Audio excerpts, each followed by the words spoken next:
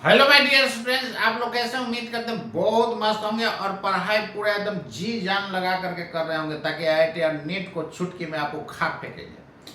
तो last class में आपको बताया था रोटेशनल मोशन का 9th तक मैंने सोल्व किया था आईआईटी का क्वेश्चन बैंक, और आगे आज मैं सोल्व करने जा रहा हूँ 10 नंबर से। तो चलिए आप लोग ध्यान से देखिएगा, और जितना मैं सोल्व करते जा रहा हूँ आईआईटी का क्वेश्चन बैंक में आपका क्वेश्चन दिया हुआ है, तो आपके घर पर आप आईआईटी का क्वेश्चन बैंक खरीद लीजिए और जो जो क्वेश्चन मैं सोल्व कर रहा हूँ सब उसमें आप करते जाइए। और यदि आप आईआईटी का क्वेश्चन बैंक या नीट का क्वेश्चन बैंक कर लेते हैं तो नीट वाला को तो सोचना ही नहीं है, और आईआईटी वाला यदि आईआईटी का क्वेश्चन बैंक कर ले रहे हैं तो उसको भी सोचने का जरूरत नहीं है। और एडवांस में इरोडोप का क्वेश्चन मैं बना ही रहा हूँ। जो लोग इरोडोप को बोलते हैं काफ़ी टफ है, उनके लिए टफ है यार। यदि आपके पास कंसेप्ट है तो एकदम चुटकी में उड़ जाएगा। तो चलिए आज आपको मैं दिखाने जा रहा हूं। कहता है कि ए particle of mass m is projected with velocity making an angle 45 degree with horizontal. Visible है ना? The magnitude of the angular momentum of the particle about the point of projection when the particle is at its maximum height। तो इस type का question NEET वाले लोग भी तैयारी कर लेंगे और ऐसा क्वेश्चन हमेशा पूछा जाता है। तो कहता है यहाँ पर यही आपका प्रोजेक्टाइल है दोस्तों, ये रहा आपका प्रोजेक्टाइल, और यहां पर देखिए इधर एक्स एक्सिस है, इधर क्या है, वाई एक्सिस है। क्लियर है ना? आपको कितना वेलोसिटी से प्रोजेक्ट किया है? What is the velocity of projection? v, making angle 45 degree with the horizontal. तो यहां से 45 डिग्री पर v से प्रोजेक्ट किया था। हाईएस्ट पोजीशन पर जैसे पहुंचेगा, कहता है magnitude of angular momentum of the projectile about the point of projection when the particle is at maximum height. तो मैक्सिमम हाइट पर वेलोसिटी कितना हो जाएगा? v cos 45 डिग्री हो जाएगा। क्लियर है ना? और मास पार्टिकल का कितना दिया है? m दिया है। चलिए, मास ऑफ पार्टिकल कितना है? m है। क्लियर है ना? तो मोमेंटम यहाँ पर कितना हो गया? मोमेंटम का डायरेक्शन इसी डायरेक्शन में यहाँ पर होगा नहीं, p इज इक्वल टू हो जाएगा mv cos 45 डिग्री, यानी mv बाई √2। क्लियर है? अब देखिए ये जो है आगे पीछे हम लोग इसको बढ़ा देंगे तो ये क्या हो जाएगा? लाइन ऑफ एक्शन जैसा ट्रीट करेगा नहीं। और ये ओ पॉइंट के अबाउट हमको क्या निकालना है? टॉर्क निकालना है। तो यहां से लाइन ऑफ एक्शन पर परपेंडिकुलर डाल देते हैं। तो ये मोमेंटम इनटू परपेंडिकुलर डिस्टेंस क्या देता है? एंगुलर मोमेंटम देता है। वही टॉर्क निकालना होता है तो क्या होता है? लाइन ऑफ एक्शन पर परपेंडिकुलर डाल देते हैं और वहां पर फोर्स इनटू परपेंडिकुलर डिस्टेंस लेते हैं। तो यहां पर एंगुलर मोमेंटम हो जाएगा दोस्तों momentum into perpendicular distance. Clear है ना? Momentum into perpendicular distance. तो यहां पर परपेंडिकुलर डिस्टेंस कितना है? ये मैक्सिमम हाइट के बराबर हो जाएगा, यही ना? बंद हो गया क्वेश्चन। तो कितना? mv by √2 into h। h क्या होता है? u square sine square theta divided by 2g। ये कैलकुलेट कर लीजिएगा, जो आएगा वही आंसर हो जाएगा। क्लियर है ना? तो उम्मीद करते हैं ये आपको क्लियर हो गया। इसको सोल्व कर लीजिएगा, जो आएगा ऑप्शन हो जाएगा। ठीक है, सोल्व कर दे। चलिए देखिए इधर, तो कितना हो जाएगा? mv by √2 into v square. Sine 45 1/√2 होता है, स्क्वायर है तो 2 नीचे चलाएगा तो 4g हो जाएगा ना? क्लियर? तो यहां से कितना हो जाएगा? mv cube divided by 4√2g, which is correct. mv cube by 4√g by 4√2g। आपका सेकंड ऑप्शन करेक्ट हो गया।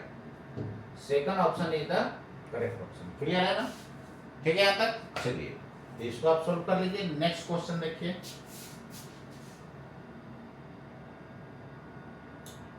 नेक्स्ट क्वेश्चन हम लोग का 11 नंबर है। ये क्या कहता है? कहता है कि ए tube of length l is filled completely with and incompressible liquid of mass m closed at both end. The tube is then rotated in horizontal plane about one of its end. कहता है कि ये जो tube है दोस्तों, यही tube है ना, दोनों इन पर क्लोज है और इसमें जो है completely filled with an incompressible liquid. Clear है? अब यहां पर ध्यान दीजिए, इसको हॉरिजॉन्टल प्लेन में रोटेट किया जा रहा है। किसके अबाउट वन एंड, यानी इसको ऐसे रोटेट किया जा रहा है। क्लियर है? और ये एक्सिस क्या है? आउटवर्ड है इस तरह का। फर्दर क्या कहता है? हॉरिजॉन्टल प्लेन है। फर्दर क्या कहता है? कितना एंगुलर स्पीड से? Uniform angular speed omega. The force exerted by the liquid at the other end. तो देखिए ना, लिक्विड पर सेंट्रीफ्यूगल फोर्स लगेगा ना, तो इस लिक्विड का सेंटर ऑफ मास कहाँ होगा? यूनिफॉर्म है तो यहाँ बीचों बीच होगा। और टोटल लेंथ है दोस्तों कितना? एल है। क्लियर है? टोटल लेंथ कितना है ट्यूब का? एल है। तो सेंटर ऑफ मास क्या होता है दोस्तों? सेंटर ऑफ मास पर टोटल सिस्टम का मास क्या माना जाता है? कंसंट्रेटेड माना जाता है। तो ये टोटल सिस्टम का मास यहाँ पर कंसंट्रेटेड मानेंगे, तो इस पर सेंट्रीफ्यूगल फोर्स किधर लगेगा? इधर की तरफ लग जाएगा। क्लियर है ना? कितना? एम ओमेगा स्क्वायर आर की जगह हो जाएगा L/2। क्लियर है? तो ये लिक्विड भागना चाहेगा उधर, तो ये जो है नॉर्मल रिएक्शन किधर लगा देगा? इधर की तरफ लगाएगा कि नहीं? तो एन बराबर यही हो जाएगा ना force, m omega square L/, ये रहा आपका फोर्स एक्सर्टेड। क्लियर है? The force exerted by the liquid at the other end. तो देखिए इधर जितना लिक्विड इधर लगा रहा होगा उतना ही ये नॉर्मल रिएक्शन इधर लगा रहा होगा। तो एन बराबर क्या हो गया? M omega square L/2। तो बॉटम ये जो है वेसल का सरफेस लगा रहा है कितना? एन। तो according to Newton's third law liquid भी उस पर कितना लगाएगा? एन लगाएगा। यानी force exerted by liquid on vessel कितना हो जाएगा? M omega square L/2। ये रहा आपका आंसर। क्लियर है? Force exerted by liquid at the other end. है तो अदर एंड। क्लियर है? कौन सा option? First option is correct. Clear है? M omega square L/2। इसको आप एक तरह से और बना सकते हैं, एलिमेंट्री कट करके, वो भी आएगा। तो क्यों हम उतना लॉन्ग करें, डायरेक्ट ऐसे बना देंगे। क्लियर है ना? चलिए इसके बाद देखिए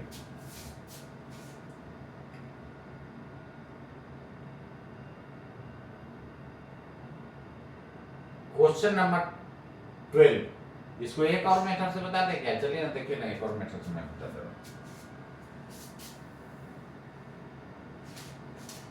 इसको और में आप ऐसे भी बना सकते हैं, जैसे ये आप वेसल लिए और इसमें क्या है? लिक्विड है।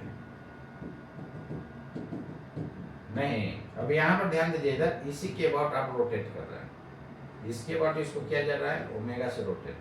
तो जब भी यहाँ पर देखिए ना, रेडियस वेरिएबल है ना, यहाँ पर मास लेंगे, यहाँ पर लेंगे, यहाँ पर लेंगे, तो वेरिएबल केस जब भी होता है तो हम लोग क्या करते हैं? एक एलिमेंट्री कट कर लेते हैं। यही dx थिकनेस का, तो इसका मास कितना होगा? dm। क्लियर है? तो इस पर कितना फोर्स लग रहा होगा? इस पर फोर्स कितना लग रहा होगा दोस्तों? बहुत कम, क्योंकि मास थोड़ा सा है। तो df बराबर हो जाएगा dm ओमेगा स्क्वायर r के जगह x। dm का वैल्यू पुट कर दीजिए। टोटल लेंथ है l, मास है m। तो यूनिट लेंथ का मास l लेंथ का देखिए ना, l में मास है m, यूनिट में कितना हो जाएगा? m/। तो dx लेंथ में कितना होगा? तो dx लेंथ में m/l इंटू dx, यही ना dm दे देगा। क्लियर है? तो यहाँ से m/l इंटू dx और ओमेगा स्क्वायर x। अब देखिए, फिर dx कट करेंगे तो फिर df फोर्स होगा, फिर dx कट करेंगे तो फिर df फोर्स होगा। और सब का डायरेक्शन दोस्तों किधर होगा, सेंट्रीफ्यूगल फोर्स तो इधर ही लग रहा है ना, क्लियर है। जब ऑल वेक्टर्स का डायरेक्शन सेम होता है तो हम लोग रिजल्टेंट सब का अलजेब्रिक सम ले लेते हैं। सम कहने का मतलब इसको क्या कर देंगे, इंटीग्रेट कर देंगे, मतलब df का इंटीग्रेशन f और m/l इंटू x dx और ओमेगा स्क्वायर, यही होगा ना, क्लियर है। अब यहाँ पर ध्यान दीजिएगा, इसको इंटीग्रेट कर देंगे हम लोग कहाँ से कहाँ, 0 से लेकर के l तक। अब इसको सोल्व कर दीजिएगा तो कितना आ जाएगा, m omega square by l x square by 2 limit from 0 to l, कितना हो जाएगा, m omega square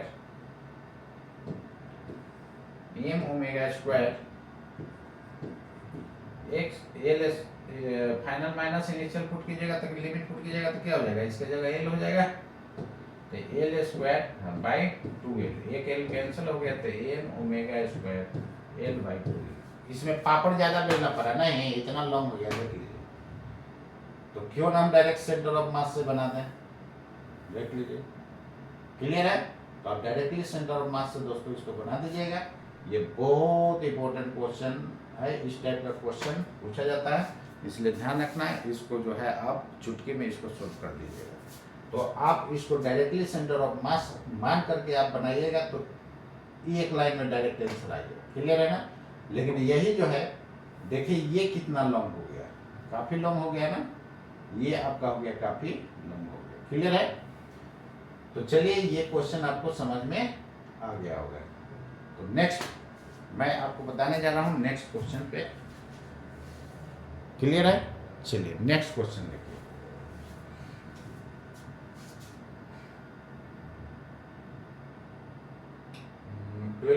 twelve number question.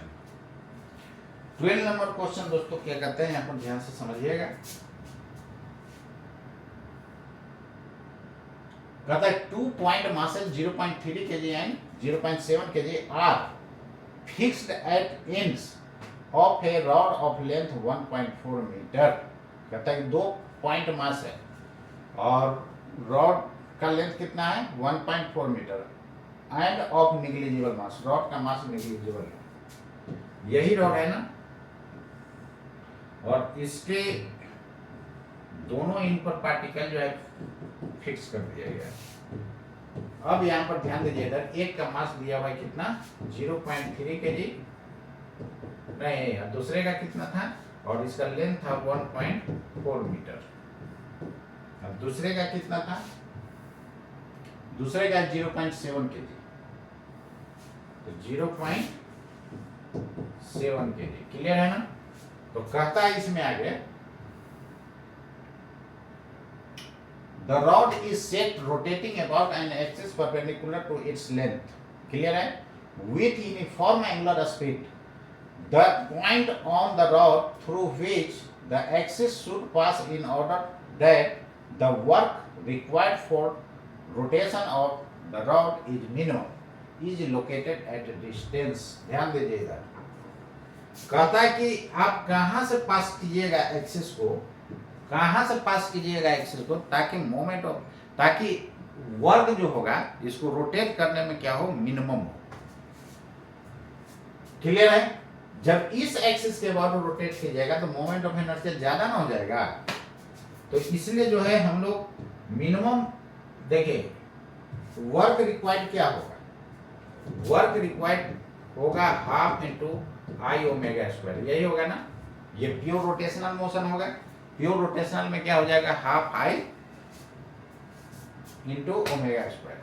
यहां पर ध्यान दीजिएगा ये मिनिमम कहां से होगा, जब सेंटर ऑफ मास से पास करेगा, तो आई मिनिमम तब होगा जब कहां से पास करेगा, सेंटर ऑफ मास से पास करेगा। तो सेंटर ऑफ मास से यदि एक्सिस पास करता है तो उस केस में आई क्या होगा, मिनिमम, यानी इस केस में आई का वैल्यू जो हो जाएगा दोस्तों मिनिमम हो जाएगा।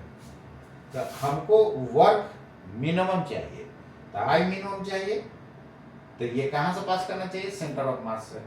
तो पोजीशन आपसे पूछ रहा है, नहीं निकल जाएगा। सेंटर ऑफ मास में पोजीशन क्या पड़े, तो ये यदि m1 मानते हैं और ये m2, तो ये हो जाएगा r1 और ये हो जाएगा r2। 2। क्लियर? तो R1 कितना बताइए, याद रखिएगा, याद रखने का फॉर्मूला मैं बता रहा हूँ, 1 तो इधर 2 होता है, divided by total mass into separation between the masses, यही होता है ना। तो M2 0.7 हो जाएगा इनटू R हो जाएगा 1.4 डिवाइडेड बाय टोटल मास 0.3 या 0.7 कितना 1 हो जाएगा, नहीं यानी कितना आ जाएगा, इतना आ जाएगा। क्लियर है? 0.98। तो 0.98 R1 का वैल्यू आया, मतलब 0.3 kg से कितना 0.98 मीटर, नहीं यही आंसर तो हो गया। क्लियर है? तो इधर से कितना हो जाएगा, इधर से निकालना होगा R2, तो 1.4 में से घटा दीजिए 0.98 कितना हो जाएगा दोस्तों, ये 2 हो जाएगा और यहाँ से कितना 3 13 4 हो जाएगा, यानी 0.42 हो जाएगा। कहाँ से? From 7 kg। तो 0.7 kg से कहीं है 0.42, कहीं नहीं है, तो यही ऑप्शन हो जाएगा, एक सिंगल करेक्ट ऑप्शन है। क्लियर है? तो इसको आप सोल्व कर दीजिए। तो उम्मीद करते हैं ये आपको अच्छे से समझ में आया होगा। और ये देखिए 1995 में ये IIT में क्वेश्चन पूछा हुआ है, कहाँ कब पूछा है, 1995 में। क्लियर है? इसको एक तरह से और कर सकते हैं, डिफ्रेंशिएट करके। क्या बताते हैं, जब भी मिनिमम मैक्सिमम की बात करें तो हम लोग क्या कर देते हैं, डिफ्रेंशिएट करके 0 करते हैं। कितना ओमेगा, सॉरी ये W इक्वल टू क्या था, W equal to half I omega square. Clear? Work minimum होने के लिए d omega by d I बराबर क्या कर देना होगा, डिफ्रेंशिएट करके 0 कर देना, यही ना। ठीक है? तो W मिनिमम होने के लिए I मिनिमम होना पड़ेगा, तो ऐसा कीजिए ना, I निकाल करके उसी को कर दीजिए। W मिनिमम होने के लिए I मिनिमम होना पड़ेगा, नहीं I का वैल्यू क्या हो जाएगा, तो मान लेते हैं कि कितना है X, यही पार्टिकल था 0.3 kg, और मान लेते हैं एक्सिस जो है ये कितना है 0.7 kg।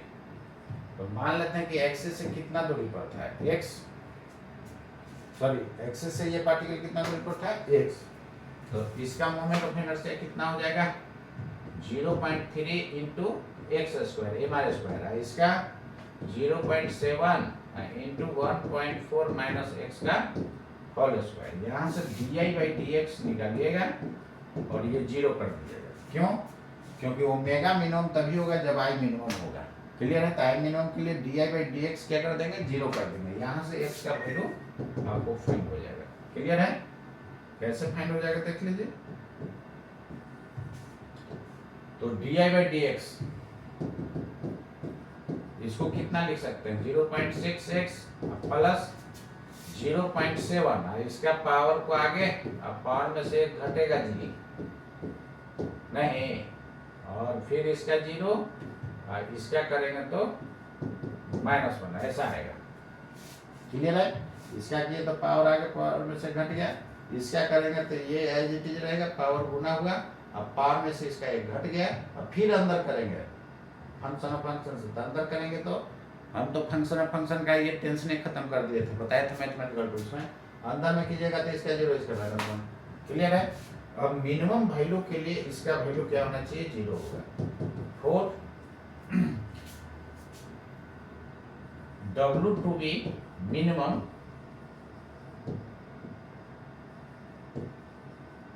I will be minimum।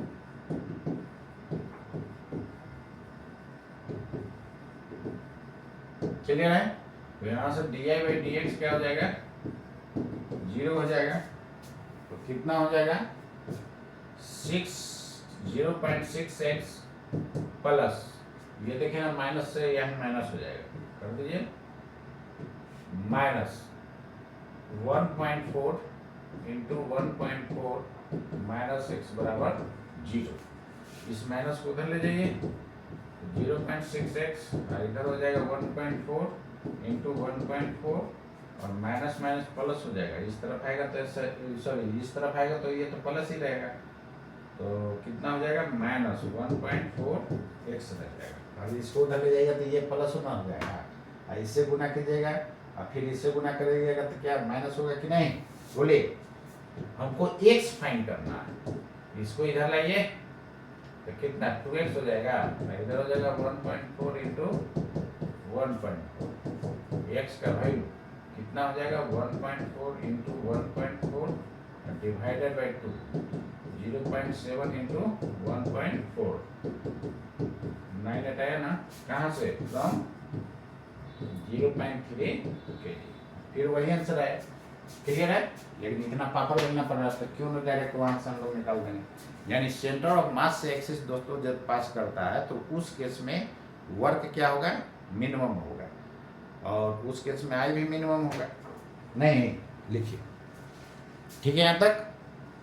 चलिए नेक्स्ट क्वेश्चन पर आता हूँ।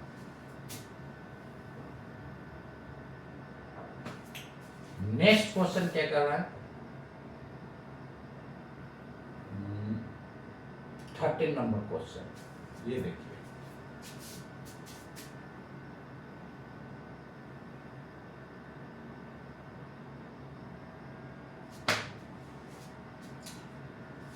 थर्टीन नंबर क्वेश्चन क्या कहता है, कहता है कि if mass is moving with constant velocity along a line parallel to x-axis away from the origin, its angular momentum with respect to origin will be constant।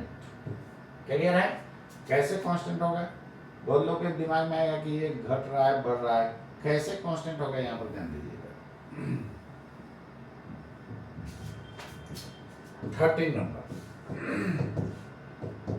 Number question में कहता है कि पार्टिकल जो है एक्स एक्सिस के parallel जा रहा है, देख दीजिए एक्स एक्सिस के parallel, this is x this is y, mass m velocity v, constant velocity से जा रहा है, क्लियर है ना। अब यहाँ पर ध्यान दीजिएगा, इसका एंगुलर मोमेंटम ओरिजिन के अबाउट निकालना है, ठीक है। तो यही ना लाइन ऑफ एक्शन जैसे काम, लाइन ऑफ एक्शन का काम करेगा।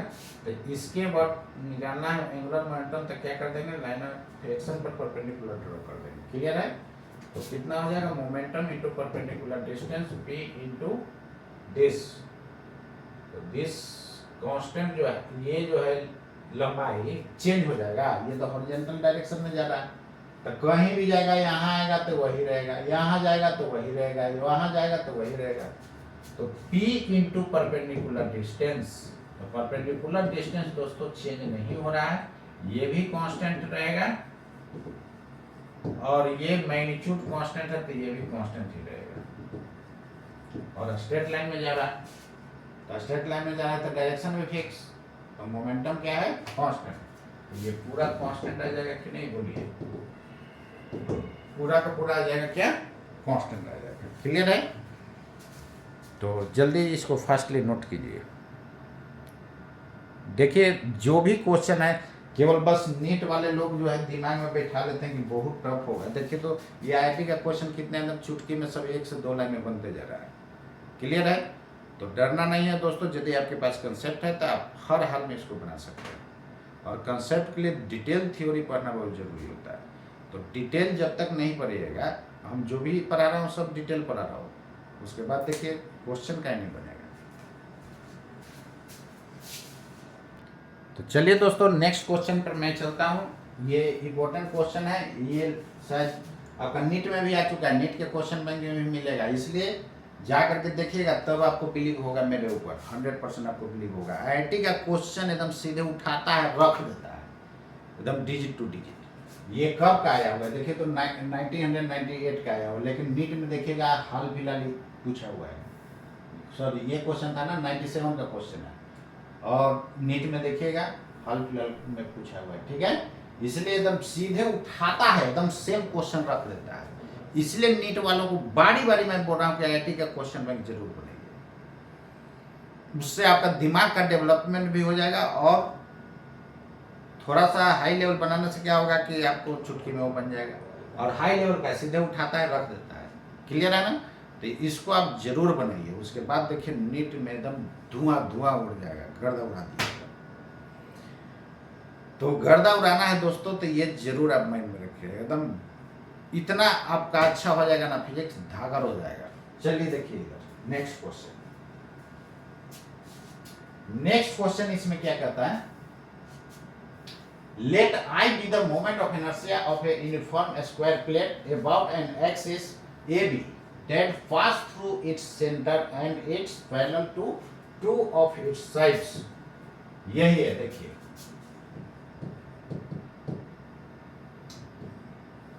ये आपका स्क्वायर है, क्लियर है ना? अब यहां पर ध्यान दीजिए, ये स्क्वायर है, कहता है इसमें कि सेंटर ऑफ मास से पास कर रहा है और दो साइड का पैरेलल है, क्लियर है? एक एक्सिस, दूसरा क्या करता है, ये आपका कौन सा एक्सिस हो गया, C B, sorry I with the moment of inertia about square plate, ये अबाउट ए बी हो गया, ये कौन सा एक्सिस हो गया, ए बी, क्लियर है? फर्दर देखिए क्या करता है, C D is a line in the plane of the plate that pass through the center of the plate and makes an angle theta with the AB। इससे कितना angle बना रहा है, थीटा, क्लियर है ना?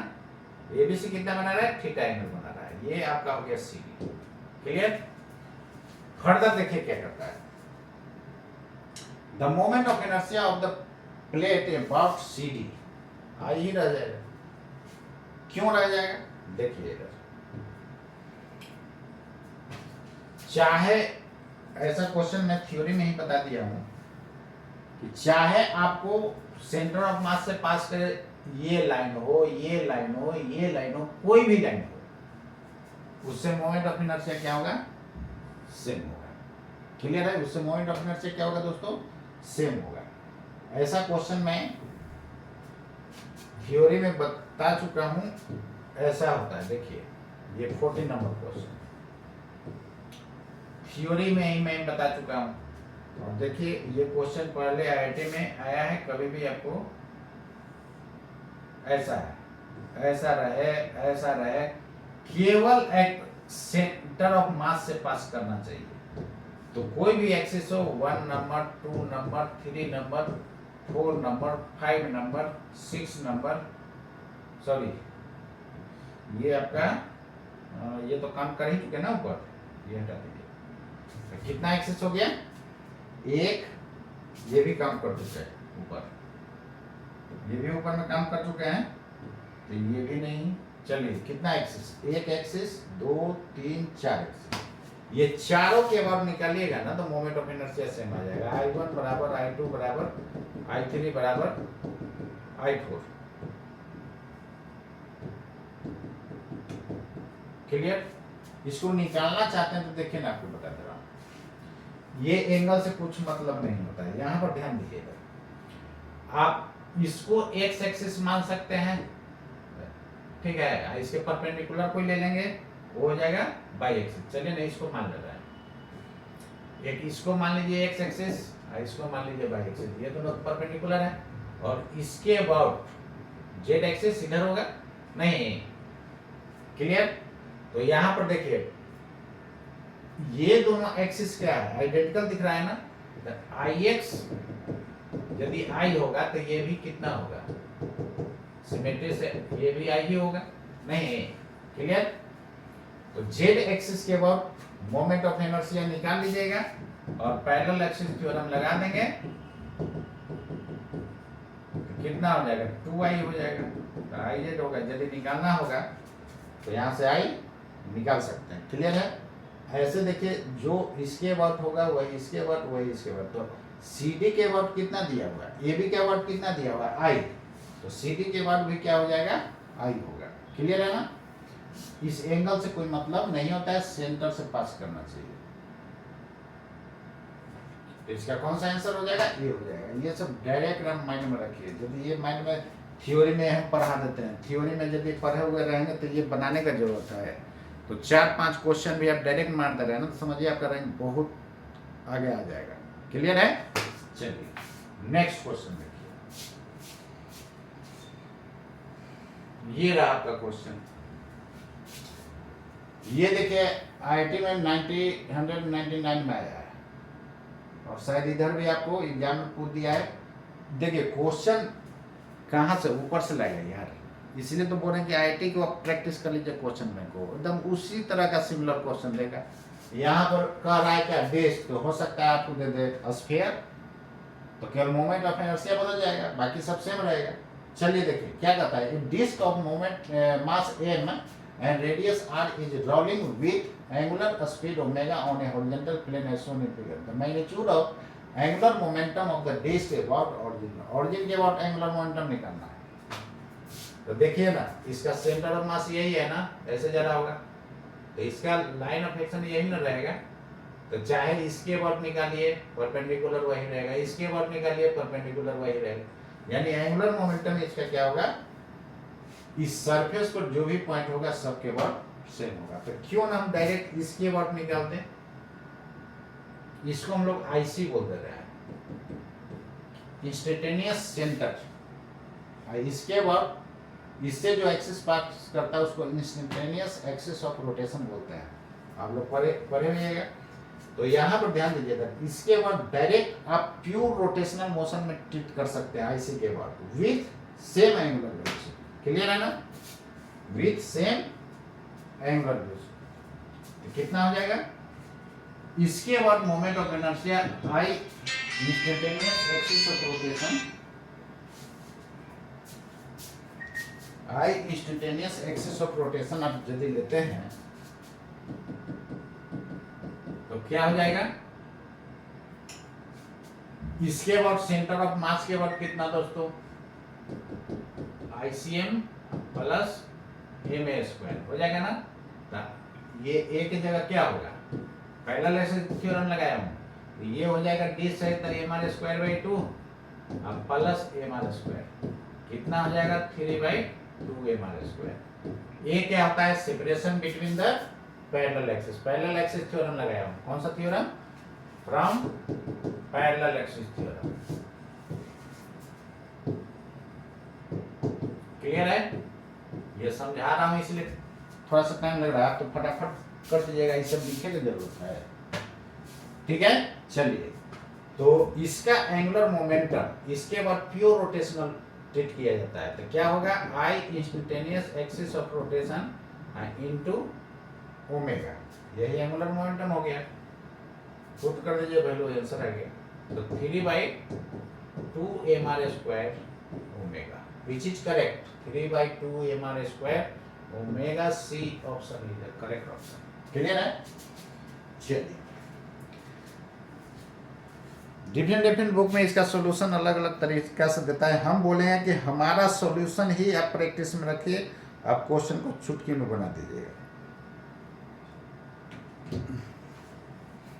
आईआईटी वाला question bank का देखिएगा सॉल्यूशन काफी लॉन्ग करके बनाया, ये तो मेरा डायरेक्ट आपका बन गया। ठीक है, अब यहाँ पर देखिए ना, मोमेंट ऑफ इनर्शिया जो है, यदि ये देखिए ना, एक क्वेश्चन से कई क्वेश्चन बना सकते हैं। यदि ये डिस्क की जगह सिलेंडर होता है, सॉलिड सिलेंडर, तो उसका भी मोमेंट ऑफ इनर्शिया वही होता है, सेम आंसर। यदि हॉलो सिलेंडर होता है तब तो उसका mr square moment of inertia हो जाएगा। क्लियर है ना, तो इसके अबाउट mr स्क्वायर, तो इसके अबाउट 2 mr स्क्वायर, इसके जगह क्या हो जाता, 2 mr स्क्वायर। क्लियर है, इनटू ओमेगा, यदि हॉलो सिलेंडर होता है तब। अब इसके जगह सॉलिड स्फीयर भी हो सकता है, हॉलो स्फीयर भी हो सकता है, तो सबका यहाँ पर इंस्टेंटेनियस एक्सिस ऑफ रोटेशन निकाल करके पुट कर देंगे, डायरेक्ट आंसर आ जाएगा। क्लियर है, तो ऐसा नहीं कि यहाँ पर हम डिस्क का बताया, एग्जाम में आ गया सॉलिड स्फीयर, तो बोलिए कि ये जेसिंग सर तो बताइए भी नहीं किए थे, कमाल है यार। यदि सॉलिड स्फीयर होगा तो क्या होगा, इसके अबाउट सॉलिड स्फीयर का क्या होता है, 2/5 mr स्क्वायर, तो इसके बाद कितना हो जाएगा, तो इसके बाद कितना हो जाएगा, उसमें mr स्क्वायर और जोड़ दीजिए, तो कितना हो जाएगा 7/5 mr स्क्वायर। यही यदि हॉलो स्फीयर होता तो इसके बाद 2/3 mr स्क्वायर सेंटर ऑफ मास के बाद, तो इसके बाद कितना mr स्क्वायर जोड़ दीजिए, तो कितना हो जाएगा, पैरेलल एक्सिस थ्योरम से 5mr²/3, इसके जगह पुट कर देंगे 5mr²/3, तो किसका दे देगा, हॉलो स्फीयर का दे देगा। क्लियर है, एक क्वेश्चन बता रहे हैं, कई क्वेश्चन आपको मैं सोल्व कर दे रहा हूँ। तो दोस्तों जितना मैं कर रहा हूँ ना, इसको आप कीजिए और जा करके एकदम चुटकी में उड़ा करके आइए, चाहे वो नीट हो चाहे IIT हो, एकदम उड़ा दीजिए उसको, अपने से उसको छोटा बना दीजिए, होगा कैसे नहीं। तो आप पहले ही डर जाते, फिजिक्स तो बहुत बड़ा टफ है भाई, टफ दिख रहा है जी, है लोग कह दिया टफ, तब आप कहाँ से पढ़ के आए हैं, अब पढ़ाने वाले आपके बोल दिए टफ, तो टफ हो जाएगा, ऊपर से कोई आएगा क्या इसको पढ़ाने, पूछें कभी उनसे। चलिए देखिए आगे। तो उम्मीद करते हैं ये दोस्तों आपको समझ में आ गया होगा और अच्छा से समझ में आया होगा। क्लियर है, और बनाइएगा, चलिए और बनाते हैं। चलिए बच्चों, मैं नेक्स्ट क्वेश्चन पर आपको बता रहा हूँ। नेक्स्ट क्वेश्चन देखिए क्या है, ये 16 नंबर क्वेश्चन देखिए। ये क्या कहता है कि smooth sphere is moving on a frictionless horizontal plane with angular velocity omega and centre of mass velocity v। यही देखिए आपका स्फीयर है।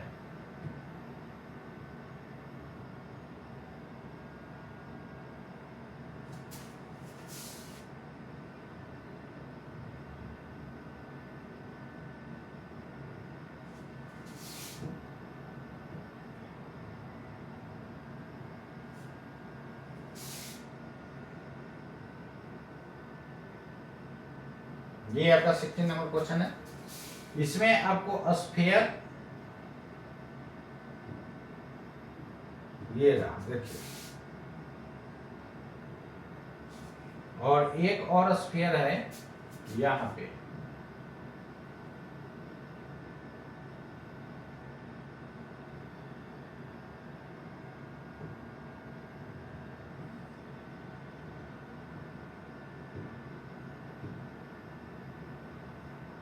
ये रहा स्फीयर, दोनों आइडेंटिकल स्फीयर है दोस्तों। अब यहां पर ध्यान दीजिए, इधर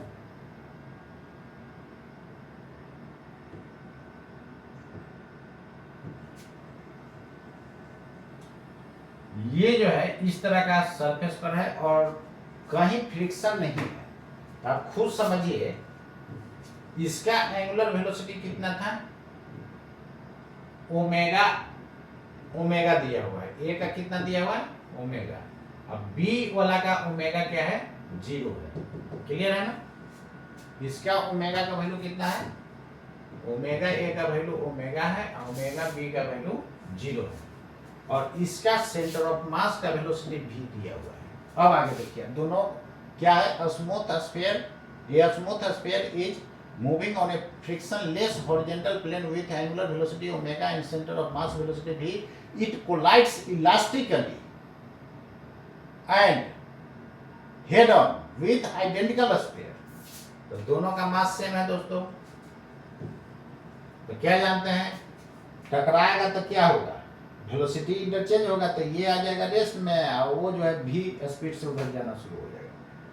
अब रह गई ओमेगा की बात, इतना तो तय है कि आफ्टर कोलिजन जो है, after collision, just after collision की बात है, जस्ट आफ्टर कोलिजन कितना हो जाएगा, ऐसे स्मूथ स्फीयर है तो स्पीड कांस्टेंट रहेगा थ्रू आउट कोलिजन के बाद।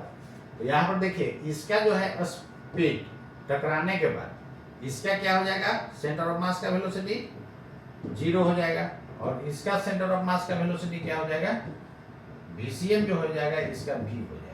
किसके लिए, v के लिए नहीं, लेकिन ओमेगा देखिए कहता है कि नेगलेक्ट फ्रिक्शन एनीवेयर, कहीं फ्रिक्शन है ही नहीं, फ्रिक्शन लगेगा तब ना टॉर्क लगेगा, तो टॉर्क लगेगा तो ओमेगा चेंज होगा। तो यहाँ फ्रिक्शन कहीं लग ही नहीं रहा है, तो नेट टॉर्क क्या हो जाएगा, 0। जब नेट टॉर्क 0 हो जाएगा तो क्या होगा, ओमेगा कांस्टेंट हो जाएगा, नहीं ओमेगा क्या हो जाएगा, कांस्टेंट। तो जो इसका शुरू में ओमेगा रहेगा वही टकराने के बाद ओमेगा रहेगा। और इसका ओमेगा पहले भी 0 था, अब बाद में भी क्या रहेगा दोस्तों, 0 रहेगा। तो कौन सा ऑप्शन, ये तो होगा नहीं, ये नहीं होगा, ये होगा, ओमेगा ए बराबर ओमेगा ए बन जाएगा। तो कहता है after collision their angular speeds are omega and omega B respectively, then clear है ना। तो आफ्टर कोलिजन क्या हो जाएगा, ये हो जाएगा। और फ्रिक्शन कहीं नहीं है तो वो हमेशा क्या रहेगा, कांस्टेंट वेलोसिटी से चलते चल जाएगा। क्लियर है। तो आफ्टर कोलिजन उसका वेलोसिटी क्या होगा, कांस्टेंट हो जाएगा। क्लियर है। चलिए जल्दी नोट कीजिए। इसके बाद देखिए क्वेश्चन सब, देखिए जितना भी क्वेश्चन बना रहे हैं सब चुटकी में बनते जा रहा है कि नहीं, कोई ज्यादा भेजा लगाने की जरूरत नहीं है, दिमाग ज्यादा लगाने की जरूरत नहीं। चलिए इस क्वेश्चन को देखिए, 17 नंबर क्वेश्चन देखिए। 17 नंबर दोस्तों क्या कहता है क्वेश्चन, कहता है कि cubical block of side a moving with velocity v on a horizontal smooth plane. Clear है ना, स्मूथ प्लेन पर क्या कर रहा है, मूव कर रहा है। फर्दर देखिए क्या कहता है, कहता है कि it hits a ridge at point O, और एक रुकावट है, the angular speed of the block. तो ये बेचारा सीधे जा रहा होगा, तो यहाँ टकराएगा तो फिर रोटेट करना ना शुरू कर देगा। इसके बाद क्या होगा, एक एक्सिस यहाँ पर ले हैं, तो इस एक्सिस के बाद ये क्या कर देगा, रोटेट कर देगा। तो वही कहता है कि जब रोटेशन हुआ तो एंगुलर स्पीड उसका क्या होगा, यही आपको फाइंड करना है। तो चलिए देखिएगा, यहां पर ध्यान दीजिएगा, यही है आपका, जैसे यहां पर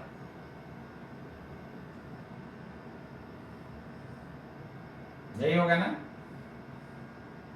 क्यूबिकल ब्लॉक है, कोई दिक्कत। अब यहां पर जैसे होगा तो क्या होगा, देखिए इसका सेंटर ऑफ मास कहीं ये होगा, और इसी के बाद ये क्या करेगा, रोटेट करेगा ऐसे। तो यही आपको वेलोसिटी निकालना है। अब देखिए यहां पर जो भी इसके कारण फोर्स लग रहा होगा, ये जो रोकर जो है, रोकने वाला जो भी फोर्स लग रहा होगा, इस पॉइंट से पास कर रहा है, तो उसके कारण टॉर्क क्या हो जाएगा, 0। क्लियर है ना, उसके कारण टॉर्क क्या हो जाएगा, 0 हो जाएगा। अब यहाँ पर ध्यान दीजिएगा, इसके जो है एक नॉर्मल लग रहा होगा, एक एमजी लग रहा होगा, सेंटर ऑफ मास लग रहा होगा ना, ठीक है। तो यहाँ पर देखिए जैसे ये इस तरह रोटेट करेगा, स्पीड में ना आ रहा था, तो उसके तरफ क्या होगा, रोटेशन होगा। तो यहाँ पर ध्यान दीजिएगा, नेट टॉर्क इस पर क्या हो रहा है, 0 हो रहा है। ये एंटी क्लॉक रोटेट कराएगा, ये क्लॉकवाइज रोटेट करेगा, तो ये दोनों के कारण भी टॉर्क क्या हो जाएगा, बैलेंस हो जाएगा। यहां पर जो फोर्स लग रहा है, तो इसके कारण जो फोर्स लग रहा है इसी पॉइंट से ना पास कर रहा है, तो इसके कारण भी टॉर्क क्या हो जाएगा, 0। तो नेट टॉर्क सिस्टम पर क्या है, 0 है। जब नेट टॉर्क सिस्टम पर 0 है दोस्तों, चलिए ऐसा फिगर बनाते हैं, आपको क्लियर दिखेगा। जब नेट टॉर्क 0 हो जाएगा सिस्टम पर, यहां पर था, ये रोकने वाला यहां पर था ना, यहां पर जब नेट टॉर्क है, ये स्पीड से जा रहा था, तो जाहिर बात है ये क्या हो जाएगा, उस तरफ रोटेट कर जाएगा इसके बाद। क्लियर है ना, यही ओमेगा आपसे डिमांड कर रहा है। तो जब नेट टॉर्क 0 है, तो जो शुरू में एंगुलर मोमेंटम होगा वही बाद में एंगुलर मोमेंटम होगा। तो देखिए इस क्यूब का शुरू में एंगुलर मोमेंटम कितना, इसका v दिया हुआ है और साइड लेंथ a दिया हुआ है। क्लियर। तो देखिए इसका मोमेंटम का डायरेक्शन ऐसा, तो लाइन ऑफ एक्शन यही होगा ना। तो यहां से जो भी परपेंडिकुलर डालिएगा, तो ये परपेंडिकुलर सब जगह क्या रहेगा, सेम ही रहेगा। नहीं, जैसे एक क्वेश्चन देखे थे कि पार्टिकल जो है एक्स एक्सिस की तरफ जा रहा है, तो परपेंडिकुलर डिस्टेंस क्या है, सेम है। तो जो इसके अबाउट होगा इसका एंगुलर मोमेंटम, वही इसके अबाउट होगा, वही इसके अबाउट होगा, वही इसके अबाउट होगा। क्लियर। तो एंगुलर मोमेंटम कंजर्व होगा। क्यों? क्योंकि यहाँ पर नेट टॉर्क क्या है सिस्टम पर, 0 है। जब नेट टॉर्क 0 होगा सिस्टम पर, और इधर तो स्मूथ है, फ्रिक्शन लग नहीं रहा है, तो क्या होगा, एंगुलर मोमेंटम कंजर्व है। यानी सेंटर ऑफ मास के अबाउट एंगुलर मोमेंटम क्या होगा, कंजर्व। तो इसका कितना हो जाएगा, सॉरी, ये पॉइंट के अबाउट एंगुलर मोमेंटम क्या होगा, कंजर्व होगा। यानी सरफेस पर किसी भी पॉइंट के अबाउट, सेंटर ऑफ मास के अबाउट नहीं, सरफेस पर किसी भी पॉइंट के अबाउट नेट एंगुलर मोमेंटम इसका क्या होगा, कंजर्व होगा। तो शुरू वाला इसके अबाउट एंगुलर मोमेंटम कितना होगा, मास यदि m है, मास दिया क्या, नहीं दिया तो m लेके चल दीजिए, और वो दिया हुआ है मास, क्वेश्चन में दिया हुआ है, तो m भी into line of action, sorry line of action यही हुआ ना, तो इसके बाद एंगुलर मोमेंटम निकालना, तो यहाँ से परपेंडिकुलर डालिएगा, ये लंबाई कितना a/2 और मोमेंटम हो जाएगा m भी, तो a/2 शुरू वाला एंगुलर मोमेंटम, यानी जो इनिशियल एंगुलर मोमेंटम वही क्या होगा, फाइनल। क्यों, क्योंकि नेट टॉर्क क्या है दोस्तों, जीरो है। जब नेट टॉर्क जीरो होगा, क्योंकि यहाँ पर नॉर्मली रिएक्शन जैसे ये रोकने वाला जो है ये फोर्स लगाएगा ना, तो इसी पॉइंट से पास कर जाएगा, तो उसके कारण टॉर्क क्या हो जाएगा, जीरो। लाइन ऑफ एक्शन पर कोई पॉइंट लाई करता है तो उस फोर्स के कारण क्या हो जाता है, टॉर्क जीरो हो जाता है ना। अब चलिए फाइनल वाला देखिए, तो फाइनल वाला क्या हो जाएगा, फाइनल वाला आपका मोमेंट ऑफ इनर्शिया जो हो जाएगा, यहां पर इसके बाद देखिए, यहाँ पर ट्रांसलेशनल था, यहाँ पर क्या है, रोटेट करेगा, तो इसके बाद moment of inertia centre of मास के बाद है, तो इसके बाद क्या होगा, पैरेलल एक्सिस थ्योरम लगा सकते हैं। तो यहाँ पर क्या लिखेगा, ICM प्लस ma², ठीक है। तो ये की जगह यहाँ पर क्या हो जाएगा, ma² इंटू ओमेगा, यही ना होता है फॉर्मूला। यहाँ से m भी ये वाला नहीं है, ये तो हम दूसरा मान लेते हैं इसको, चलिए ये नहीं कि समझ जाएगा, वो तो फॉर्मूला वाला हम ये लिख रहे हैं, क्लियर। तो यहाँ से m भी a/2, यहाँ पर ICM कितना होगा इसके बाद, तो क्यूब का सेंटर ऑफ मास के बाद कितना होता है, ma²/6 प्लस m, और ये डिस्टेंस जो हो जाएगा, जैसे देखिए ना ये रूम है ना, तो यहाँ पर है सेंटर ऑफ मास क्यूब का, तो ये हो जाएगा a/2 और ये हाइट भी हो जाएगा a/2, तो हाइपोटेनस कितना, a/√2 इसका होल स्क्वायर। अरे हाइपोटेनस a/2 का होल स्क्वायर प्लस a/2 का होल स्क्वायर लिखेंगे ना, किसका, वो डायगोनल नहीं है होगा, यहाँ पर देखिए वहां से a/2 और ये हाइट a/2, तो ये वाला आपको लंबाई लेना है, क्लियर है ना। एज को ना रोक रहा है, तब ना ऐसे पलटी मार रहा है, जैसे देखिए इस तरह का हो रहा है, देखिए ऐसे जा रहा है और ऐसे ना मार रहा है पलटी, यहां पर रोकर है, ऐसे मार रहा है, तो a/√2 हो जाएगा। अब यहां पर देखिए,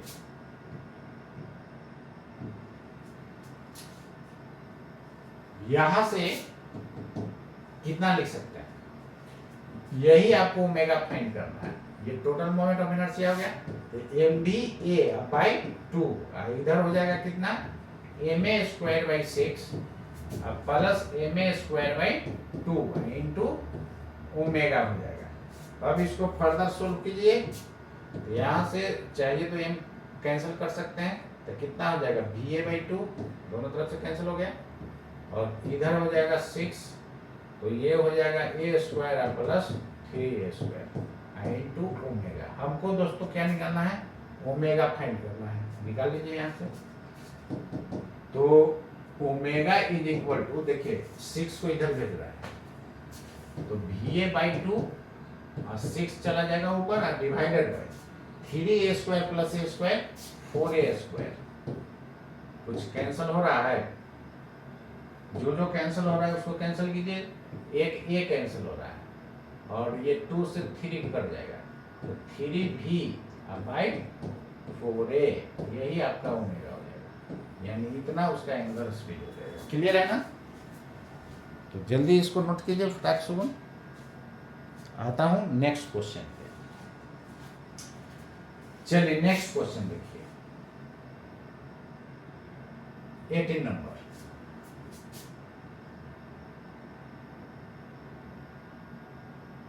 देखिए 2000 में पूछा हुआ है, क्लियर है? क्या कहता है?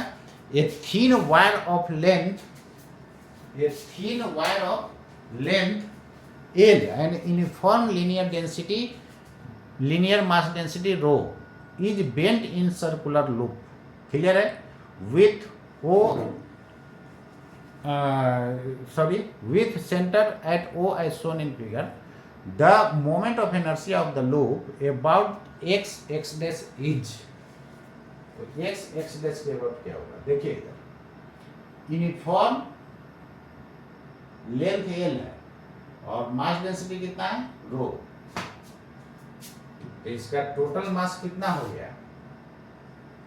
m बराबर रो एल हो जाएगा, यूनिट लेंथ का मास है रो, तो एल लेंथ का मास इतना हो जाएगा, क्लियर है? इसको सर्कल के फॉर्म में कर दिया, तो रेडियस सबसे पहले निकाल लीजिए। तो रेडियस कितना हो जाएगा? रेडियस को आप कैसे निकाल सकते हैं? यहाँ पर निकाल दे रहे हैं, देखिए। तो रेडियस हो जाएगा, टोटल लेंथ हो गया एल, एल बराबर 2 पाई आर लिखिएगा, यहाँ से आर बराबर हो जाएगा L by 2 pi, clear?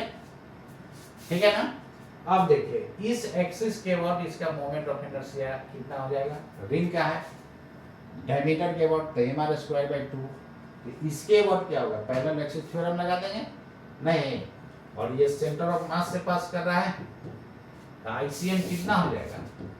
M R square by 2, clear है? एम कितना है दोस्तों? रो एल, आर कितना आया है? एल स्क्वायर बाई कितना हो जाएगा? 4 पाई स्क्वायर, इसको वैल्यू पुट कीजिएगा तो आएगा ना, इनटू 2, तो ये आ गया आपका रो L Q divided by 8 pi square, ये आपका आ गया सेंटर ऑफ मास के बाद। तो पैरेलल एक्सिस थ्योरम लगाइएगा तो कितना हो जाएगा? तो आई बराबर ICM plus M a square, where a is the separation between parallel axis, ये कितना? Rho L Q divided by 8 pi square, clear? Plus M into R square, R का वैल्यू पुट कर दीजिए, तो rho L Q divided by 8 pi square plus M, R की जगह है कितना था? एल बाई 2 पाई, तो L square by 4 pi square लिख सकते हैं। अब यहाँ पर वैल्यू पुट कीजिए, मास की जगह कितना पुट कीजिएगा? Rho L Q divided by 8 pi square plus M के जगह rho into L, unit length का मास रो है, तो इसका into L square divided by 4 pi square, इसको सोल्व कर लीजिएगा, जो आएगा आंसर हो जाएगा, एलसीएम हो जाएगा 4 पाई स्क्वायर, तो यहाँ पर कितना? सॉरी 8 होगा ना, 8 पाई स्क्वायर एलसीएम हो जाएगा दोस्तों, देखिए इधर, क्लियर? तो यहाँ पर हो जाएगा रो एल क्यू और यहाँ पर हो जाएगा 2 रो एल क्यू, मतलब 3 रो L Q by 8 pi square, ये आपका आंसर है, क्लियर है? पैरेलल एक्सिस थ्योरम से निकालेंगे ना जी। आईसीएम हो गया प्लस एम ए स्क्वायर, एक ये क्या हो गया? रेडियस के बराबर हो जाएगा, क्लियर है? तो यहाँ पर कौन सा ऑप्शन आ रहा है आपका? 3 रो L Q by 8 pi square, ये फोर्थ ऑप्शन आपका रहा, डी, क्लियर है ना? इसको नोट कीजिए। तो ये भी इंपॉर्टेंट क्वेश्चन है, इसको आप रेडी कर जाइएगा। बताइए यही क्वेश्चन आपको नीट में उठा के डाल देता, तलबला जाइए कि नहीं? तलबलाने की जरूरत नहीं है, एकदम आराम से इसको बनाना है। तो चलिए दोस्तों नेक्स्ट क्वेश्चन मैं आपको दिखा रहा हूं, ये क्वेश्चन देखिए। ये क्वेश्चन क्या करता है, ध्यान दीजिएगा। कहता है कि an equilateral triangle ABC form from a uniform wire, clear है? Has 2 small identical bits, ये यूनिफॉर्म वायर है और 2 क्या है? बिट्स है, बिट्स मतलब वही मोती, bits initially located at A, the triangle is set rotating about vertical axis, ये हो the beads are release from rest simultaneously, एक साथ दोनों को छोड़ा गया, allowed to slide down one along AB and other along AC as shown in figure, neglecting frictional effects, the quantity that are conserved as beats slide down. तो यहाँ पर ध्यान दीजिएगा, यही बीट है, ये क्या हो रहा है, स्लाइड हो रहा है, क्लियर है, आइडेंटिकल बीट है। अब यहाँ पर ध्यान दीजिएगा, जैसे ये स्लाइड कर रहा है नहीं तो इस पर जो है mg sin थीटा इधर लग रहा होगा, इस पर इधर लग रहा होगा, तो इसका लाइन ऑफ एक्शन देखिए यहाँ से पास कर रहा है, तो उसके कारण टॉर्क क्या हो जाएगा, इस एक्सिस के बाद 0 हो जाएगा, क्लियर है ना। तो यहाँ पर ध्यान दीजिएगा, जब नेट टॉर्क 0 हो जाएगा तो टोटल एंगुलर मोमेंटम क्या हो जाएगा, कंजर्व। नेट टॉर्क यहाँ पर क्या है, नेट टॉर्क जो है 0 है, नेट एक्सटर्नल टॉर्क 0 है। अरे यार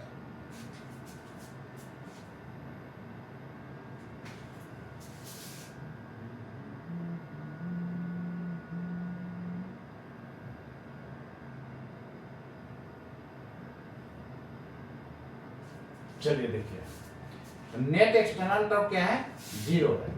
जब नेट 0 होगा तो टोटल एंगुलर मोमेंटम क्या हो जाएगा, कांस्टेंट हो जाएगा, नहीं यानी कंजर्व, क्लियर है। जब एंगुलर मोमेंटम कंजर्व हो जाएगा, अब यहाँ पर देखिए टोटल एनर्जी कंजर्व होगा कि नहीं, तो जैसे जैसे ऊपर से आ रहा है नीचे तो पोटेंशियल एनर्जी घट रहा होगा, काइनेटिक में कन्वर्ट होगा, तो यहाँ पर केवल कंजर्वेटिव फोर्स लग रहा है, इसलिए टोटल इसका मैकेनिकल एनर्जी भी क्या होगा, कंजर्व होगा, क्लियर है ना। तो यहाँ पर टोटल एनर्जी बोला जाए मतलब पोटेंशियल प्लस काइनेटिक दोनों क्या होगा, कंजर्व होगा। एंगुलर वेलोसिटी और टोटल एनर्जी, एंगुलर वेलोसिटी इसका क्या होगा, जैसे जैसे नीचे आ रहा है ना, ठीक है, तो यहाँ पर देखिए total energy kinetic plus potential, angular velocity constant होगा कि क्या होगा, यहाँ पर देखिए L कांस्टेंट है तो L बराबर I ओमेगा होगा ना, रोटेशनल है हो रहा है तो प्योर रोटेशनल में, तो यहाँ पर I बढ़ते जा रहा है, क्यों बढ़ते जा रहा है, जैसे जैसे बीट्स नीचे आ रहा है एक्सिस से डिस्टेंस बढ़ते जा रहा है, तो मोमेंट ऑफ इनर्शिया उसका बढ़ते जा रहा है, तो ये बढ़ रहा होगा तो ये डिक्रीज हो रहा होगा, नहीं यानी ओमेगा इसका क्या हो रहा है, घट रहा होगा, तो ये तो होगा नहीं, ये ऑप्शन बी वाला सही हो गया। थर्ड देखिए सही होगा कि नहीं, एंगुलर वेलोसिटी तो कांस्टेंट होगा ही नहीं, इसमें टोटल एंगुलर मोमेंटम कंजर्व होगा, मोमेंट ऑफ इनर्शिया भी कंजर्व होगा, तो मोमेंट ऑफ इनर्शिया क्या होगा, जैसे जैसे बीट नीचे आएगा ये क्या होगा, इंक्रीज करेगा, तो ये भी ऑप्शन नहीं होगा। टोटल एंगुलर मोमेंटम तो होगा लेकिन मोमेंट ऑफ इनर्शिया कंजर्व नहीं होगा, वो क्या होगा, जैसे जैसे पार्ट ये बीट्स नीचे आएगा मोमेंट ऑफ इनर्शिया क्या होगा, बढ़ेगा, क्यों, क्योंकि एक्सिस से डिस्टेंस परपेंडिकुलर क्या हो रहा है, बढ़ते जा रहा है, क्लियर है। तो निश्चित रूप से कौन सा ऑप्शन हो जाएगा दोस्तों, सेकंड नंबर। नेक्स्ट क्वेश्चन पर आइए, 20 नंबर देखिए क्वेश्चन क्या कहता है, कहता है cubical block of side L rest on rough horizontal surface with coefficient of friction μ, a horizontal force F is applied on the block as shown in figure if the coefficient of friction is sufficiently high, इतना high है ना कि ये slide नहीं कर सकता है, so that the block does not slide before toppling, toppling मतलब इस तरह रोटेट कर जाएगा, the minimum force required to topple the block, इस टाइप का क्वेश्चन पहले भी आया था, चलिए देखिए इधर सेम क्वेश्चन था, यहाँ पर केवल फर्क क्या था, फोर्स उसमें यहाँ लग रहा था 3a/4 पर फोर्स लग रहा था, यहाँ पर क्या लग रहा है, L पर लग रहा है पूरा, तो इसके कारण किधर रोटेट करेगा, इधर क्लॉकवाइज, तो F इंटू L, क्लियर है। इसके कारण टॉर्क ज्यादा होना चाहिए और बहुत होगा तो इक्वल, इक्वल के केस में जस्ट टॉपल करने को होगा, तो कितना हो जाएगा, नीचे कितना है mg, बोले थे कि यहाँ पर आप इक्वालिटी दे भी सकते हैं, नहीं भी दे सकते हैं, बोले थे ना, तो कितना हो जाएगा mg into L/2, force into perpendicular distance, इसके कारण टॉर्क, इसके बाद टॉपल करेगा इसके बाद ना, अरे यार, इसके बाद क्या करेगा, टॉपल करेगा, ठीक है। तो mg मास दिया था, नहीं दिया था तो चलिए ना स्मॉल m मान लीजिए, तो यार मास नहीं दिया है, मास दिया होगा क्योंकि इसमें इक्विबल रेस्ट इतना, चलिए मास नहीं दिया तो m माने, मास m है, यहाँ फिगर में दे दिया होगा मास। चलिए यहाँ से L कितना हो जाएगा, कैंसल हो गया, तो F ग्रेटर देन mg/2, तो F मिनिमम कितना दोस्तों, mg/2, इसके बराबर, क्लियर है, ठीक है। बोले थे कि यहाँ इक्वालिटी लगा भी सकते हैं, नहीं भी लगा सकते हैं, मिनिमम उसके बराबर हो जाएगा, कौन सा option, C is the correct option, clear है। चलिए इसके कारण टॉर्क का फोर्स इनटू परपेंडिकुलर डिस्टेंस होता है ना, तो इसका लाइन ऑफ एक्शन कौन होगा, ये इसके बाद टॉर्क निकालना है, यहाँ से लाइन ऑफ एक्शन पर परपेंडिकुलर डालेंगे तो force into perpendicular distance torque, इसके कारण ये लाइन ऑफ एक्शन हो जाएगा, और इसके बाद निकालना है तो ये परपेंडिकुलर डिस्टेंस होगा, तो ये कितना L/2, क्योंकि क्यूब का साइड कितना दिया हुआ है, L दिया हुआ है, क्लियर है। चलिए नेक्स्ट क्वेश्चन पढ़ेंगे, 21 नंबर क्वेश्चन देखिए क्या करता है। कहता है कि 1/4 section is cut from a uniform circular disc of radius r, this section has mass m, इसका मास कितना दोस्तों दिया हुआ है, m दिया हुआ है, तो ये क्वार्टर पार्ट है, मतलब डिस्क को 4 पार्ट में भाग करेंगे तो क्या होगा, ये क्वार्टर पार्ट होगा, निश्चित रूप से ये एंगल कितना होगा, 90 डिग्री होगा, क्योंकि डिस्क को जब 4 पार्ट में डिवाइड कीजिएगा तो यही ना होगा, ये एंगल कितना बनाएगा, 90 डिग्री, क्लियर है। तो कहता है कि एक पार्ट का मास m है, तो टोटल इस डिस्क का मास कितना हो जाएगा दोस्तों, 4m हो जाएगा कि नहीं, देखिए क्लियर है, तो टोटल डिस्क का मास हो जाएगा 4m, तब मोमेंट ऑफ इनर्शिया क्या होगा, इस एक्सिस के बाद, और एक्सिस कहता है कि प्लेन के क्या है, परपेंडिकुलर है, दिस सेक्शन हैज मास इतना, it is made to rotate about a line perpendicular, देखिए परपेंडिकुलर टू द प्लेन है, passing through centre of the original disc, original disc के सेंटर से पास कर रहा है, क्लियर है, ऐसा एक्सिस है नहीं, और ये 3 पार्ट को हटा दिया तो इसका मोमेंट ऑफ इनर्शिया क्या होगा, clear, its moment of inertia about axis of rotation is, देखिए एक बात याद रखिएगा, जब भी इस एक्सिस के बाद निकालने के लिए है, तो यदि कटिंग पार्ट का मास दे दिया है, तो जो हम लोग फॉर्मूला मोमेंट ऑफ इनर्शिया का डिस्क का लगाते हैं, डिस्क के मोमेंट ऑफ इनर्शिया का लगाते हैं, सेम फॉर्मूला लगा देना है, तो डिस्क का moment of inertia on axis के बाद क्या होता है, m²/2, तो यही आंसर हो जाएगा, नहीं, क्लियर है। तब याद रखिएगा, यदि कटिंग पार्ट का जैसे डिस्क हो या कोई भी हो, तो उसका कटिंग पार्ट का यदि दिया हुआ है मास, तो डायरेक्ट सब कंडीशन सेम है, यदि सेंटर से पास कर रहा है, प्लेन के परपेंडिकुलर है, तो उस एक्सिस के बाद जो पूरा का होता है वही उसका होगा, कैसे, यहाँ पे देखिए, यदि हम पूरा डिस्क का लेते हैं मोमेंट ऑफ इनर्शिया तो कितना हो जाएगा, mr²/2, तो m कितना हो जाएगा, 4m, टोटल मास है 4m ना, इनटू r²/2, क्लियर है।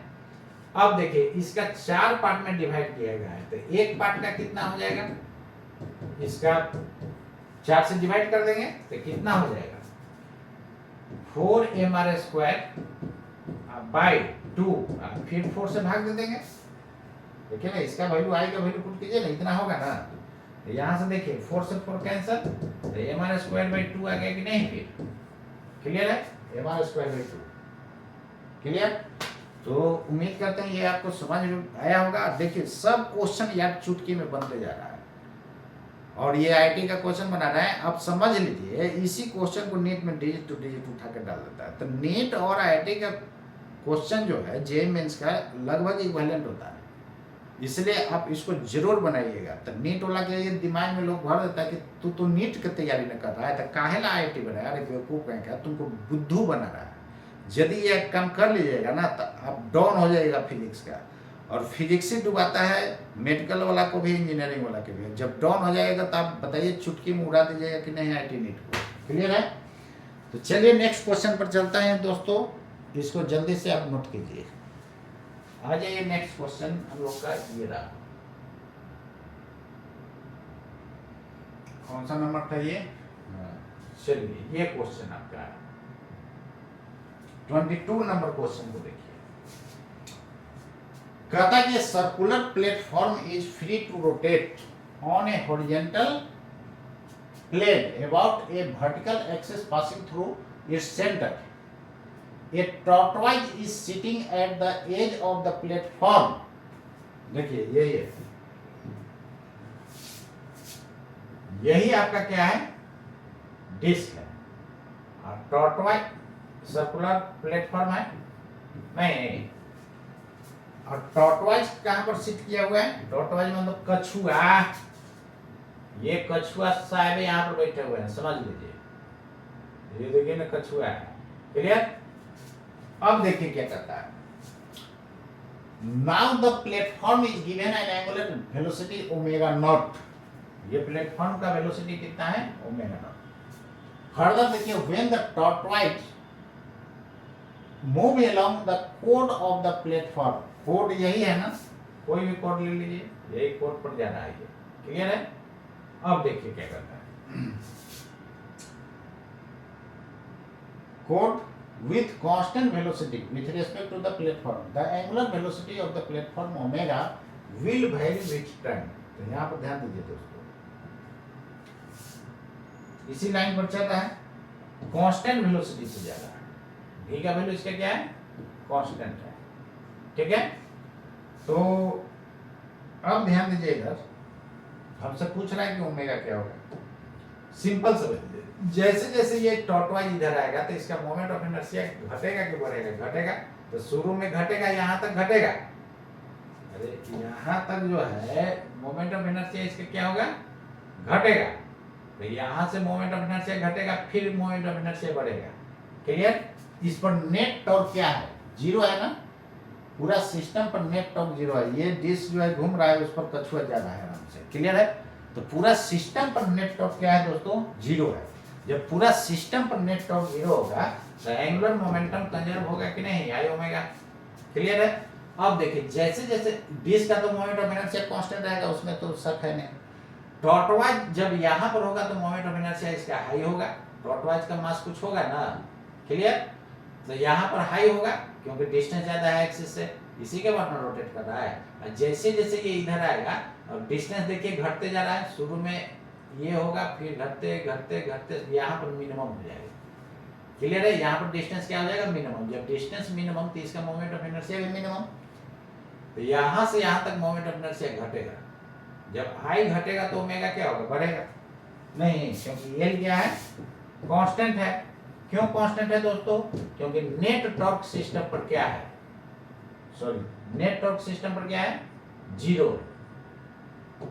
और सिस्टम पर कोई टॉर्क नहीं ना लग रहा है, तो क्या कर रहा है? शुरू में आई घटेगा तो ओमेगा बढ़ेगा, ये ऑप्शन तो होगा नहीं। शुरू में आई घटेगा तो ओमेगा बढ़ेगा, ये भी नहीं होगा। इसमें आइए, शुरू में आई घटेगा तो ओमेगा बढ़ेगा, ये ठीक है। इसमें भी देखिए, ओमेगा घटेगा, सॉरी आई घटेगा तो ओमेगा बढ़ेगा। अब यही दोनों ऑप्शन में सही होगा। अब देखना है कि स्ट्रेट लाइन होगा कि कर्व होगा। तो स्ट्रेट लाइन कब होता है? जब वेरिएबल पावर क्या होता है? 1 होता है ना। तो चलिए देखते हैं क्या होता है। यही ना आपका डिस्क है।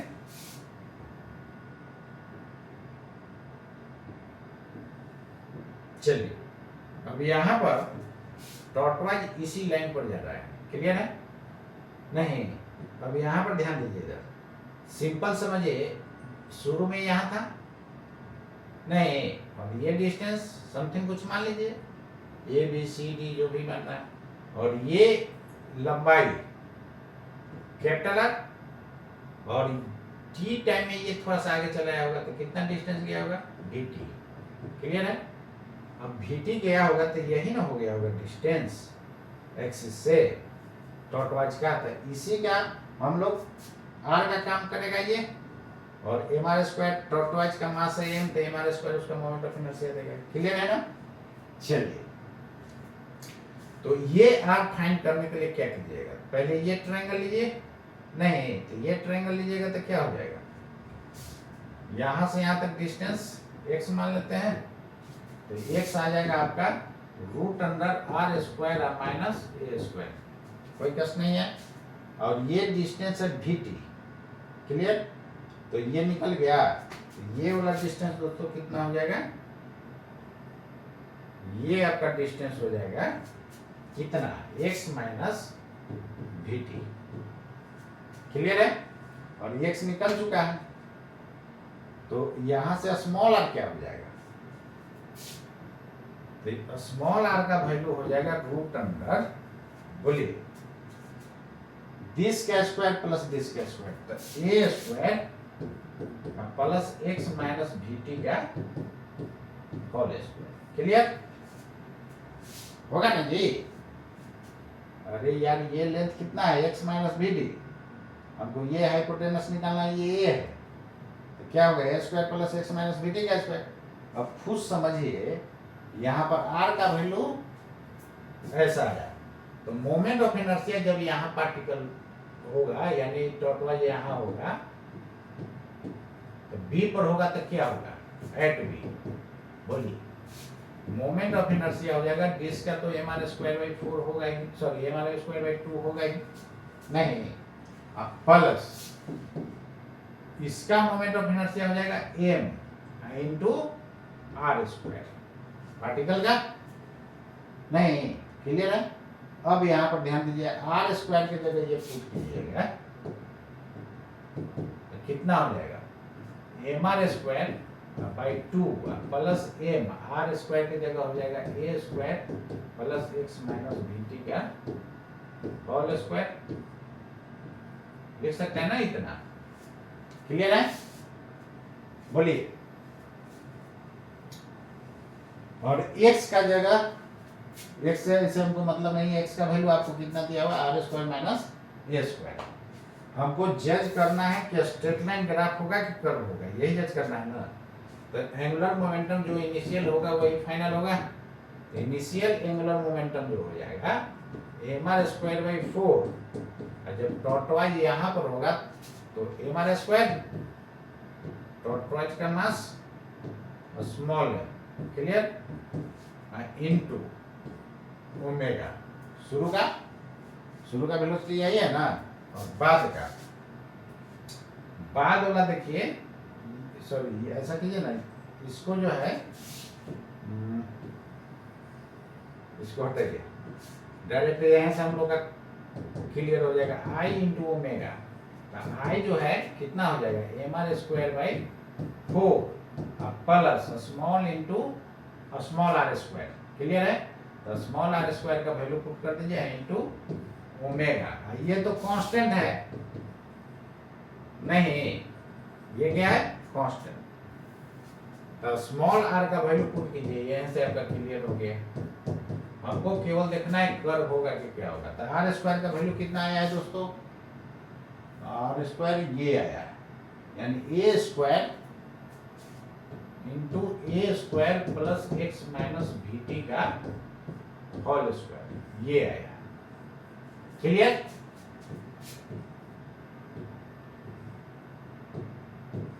हमको x से कोई मतलब नहीं है, वो तो कांस्टेंट वैल्यू है, देख लीजिए ना, ये कांस्टेंट है, ये भी कांस्टेंट, r भी कांस्टेंट, उससे हमको कोई मतलब नहीं है, इनटू यही आपका ओमेगा हो जाएगा, नहीं अब देखिए इधर ओमेगा जब निकालिएगा तो इनवर्सली प्रोपोर्शनल इधर हो जाएगा ना, तो t का इनवर्सली t नीचे में हो जाएगा, तो निश्चित रूप से स्ट्रेट लाइन नहीं होगा। कब होता है स्ट्रेट लाइन, जब ऊपर में रहेगा पावर दोनों का क्या होगा, 1 होगा। तो यहाँ से क्या देख रहा है, 1 बाई कितना, mr²/4 plus m into a² plus x minus vt का होल स्क्वायर, ऐसा हो जाएगा। तो देखिए तो इन्वर्स में ना रहा, ठीक है, तो जिंदगी में कभी स्ट्रेट लाइन होगा नहीं ना, जब स्ट्रेट लाइन नहीं होगा तो क्या हो जाएगा,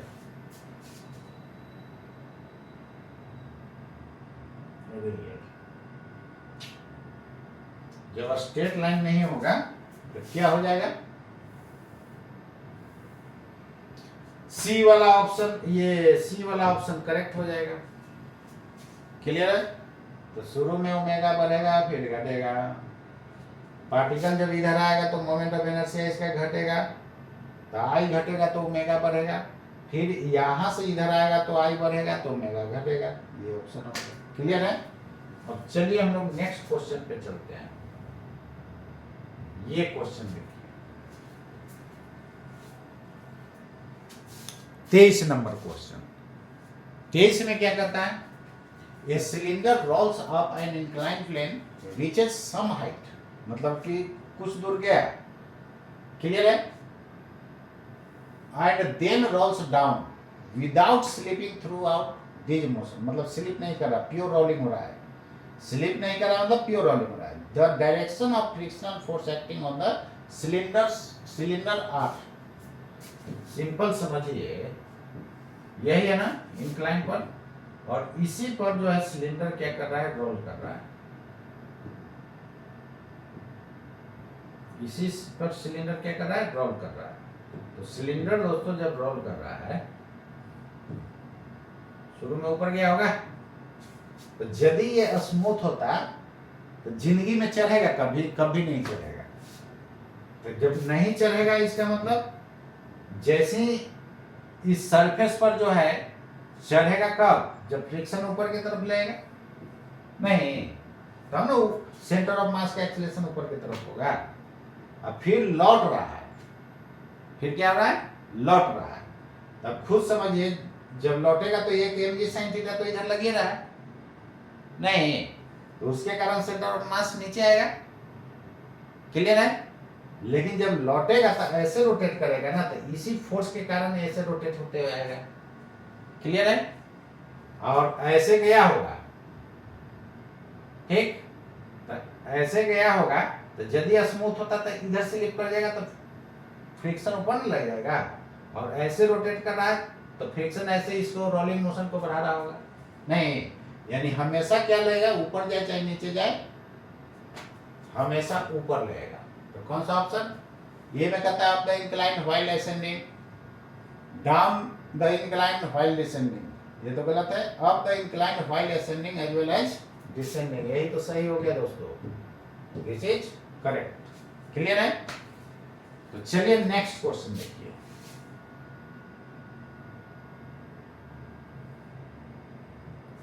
ये क्वेश्चन देखिए, तो चलिए इस क्वेश्चन को पढ़िए दोस्तों। क्या कहता है? ए particle undergoes uniform circular motion about which point, याद यूनिफॉर्म सर्कुलर मोशन है, कैसा मोशन है? यूनिफॉर्म सर्कुलर मोशन है। क्लियर? तो जब भी पार्टिकल सर्कुलर पाथ पर चलता है तो सेंटीमीटर फोर्स लगेगा, नहीं तो सेंटर से देखिए ये पास कर रहा है फोर्स, तो इसके कारण टॉर्क इसके वाट क्या हो जाएगा? जीरो हो जाएगा, क्योंकि लाइन ऑफ एक्शन पर पॉइंट लाइन कर गया। तो किसी भी फोर्स का लाइन ऑफ एक्शन पर कोई पॉइंट है तो उस पॉइंट के बाद उस फोर्स के कारण टॉर्क क्या होता है? जीरो होता है। तो टाउ ओ क्या हो जाएगा? इस फोर्स के कारण ओ पॉइंट के बाद टॉर्क क्या हो जाएगा? जीरो हो जाएगा। क्लियर है? सेंटर के बाद जीरो हो जाएगा, तो सेंटर के बाद जीरो होगा तो एंगुलर मोमेंटम क्या हो जाएगा? सेंटर के बाद कांस्टेंट हो जाएगा ना। क्लियर? तो कहता है किस पॉइंट के बाद कांस्टेंट होगा? तो सेंटर ऑफ सर्कल के बाद कांस्टेंट होगा। ठीक है? चलिए नेक्स्ट क्वेश्चन में दिखा रहा हूं। क्वेश्चन नंबर 25 देखिए। कहता कि ए चाइल्ड इज स्टैंडिंग, दिख रहा है ना? चलिए, child is standing with folded hands at centre, centre पर है, हाथ को मोड़ा हुआ है, देखिए ऐसे। क्लियर है? ऐसे घूम रहा है। तो अभी मोमेंट ऑफ इनर्शिया मेरा ज्यादा होगा कि जब हाथ फैला देंगे तब मोमेंट ऑफ इनर्शिया ज्यादा होगा। हाथ फैला देंगे तो दोस्तों मोमेंट ऑफ इनर्शिया ज्यादा हो जाएगा। क्यों? क्योंकि हाथ फैलाए तो मास कुछ जो है एक्सिस से दूर हो गया, तो दूर हो गया तो मोमेंट ऑफ इनर्शिया बढ़ जाएगा। लेकिन ऐसे किए हुए हैं, सिकुड़े हुए हैं, तब मोमेंट ऑफ इनर्शिया क्या होगा? कम होगा। अब यहाँ पर देखिए, कहता है द काइनेटिक एनर्जी, समझ गया ना, फोल्डेड हैंड मतलब मोड़ा हुआ था। उसके बाद कहता है kinetic energy of the system is के, मतलब शुरू में कितना था, के था। तो काइनेटिक एनर्जी शुरू वाला था हाफ आई ओमेगा स्क्वायर, ये ना काइनेटिक होगा। कहता है द चाइल्ड, ये प्योर रोटेशनल है ना, तो प्योर रोटेशनल काइनेटिक हो जाएगा। क्यों रोटेशनल होगा, ट्रांसलेशन तो होगा नहीं क्योंकि रोटेट कर रहा है। जब प्योर रोटेशनल मोशन होता है तो हम लोग केवल रोटेशनल लेते हैं। अब देखिए the child now stretches his arms, arms मतलब हाथ को ये फैलाया इस तरह, so that the moment of inertia of the system double हो गया। तो शुरू में I1 का वैल्यू I था, तो I2 दोस्तों कितना हो जाएगा, 2I हो जाएगा। Clear. Moment of inertia of the system double, the kinetic energy of the system now. तो देखिए इधर यहाँ पर नेट टॉर्क क्या है, 0 है। तो एंगुलर मोमेंटम क्या होगा, कांस्टेंट होगा ना।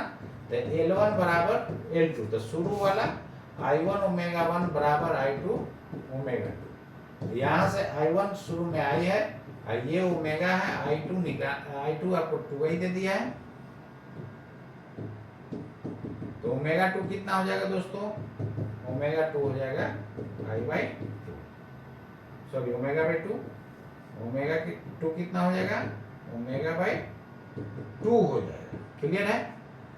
चलिए ओमेगा निकल गया। ऐसे भी देखिए ना, आई ओमेगा होता है तो इनवर्सली प्रोपोर्शनल है ना, तो यदि आई दोगुना हुआ है तो ओमेगा हाफ हो जाएगा, आप डायरेक्ट लिख सकते थे। अरे एल कांस्टेंट है तो आई ओमेगा कांस्टेंट ना होगा, बोलिए। जब आई ओमेगा कांस्टेंट होगा तो ओमेगा इनवर्सली प्रोपोर्शनल टू आई, तो आई को डबल किए तो ओमेगा हाफ, यहाँ से डायरेक्ट कर देंगे। तो चाहे ये लिखिए या नहीं तो यहाँ से डायरेक्ट ऐसे लिख सकते हैं, आई डबल तो ओमेगा हाफ।